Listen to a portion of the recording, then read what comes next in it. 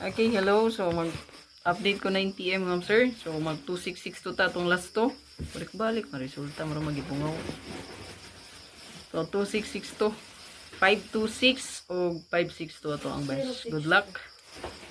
O, namin nindot pari sa 26 o 62. Pari silang. Basta kaya ito ang best. 526 or 562.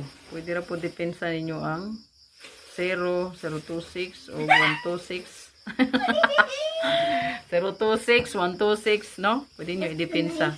526 or 562 ang best. Depensa lang 026, 126. Sa pa. Balik, rest back, 926. Rest back again, 926. Posible yun ay, no?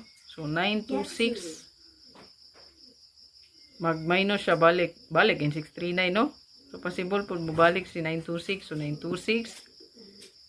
026, 126. Ayaw kalimot, ito ang best bet. 526, 562. Double to 26, 662.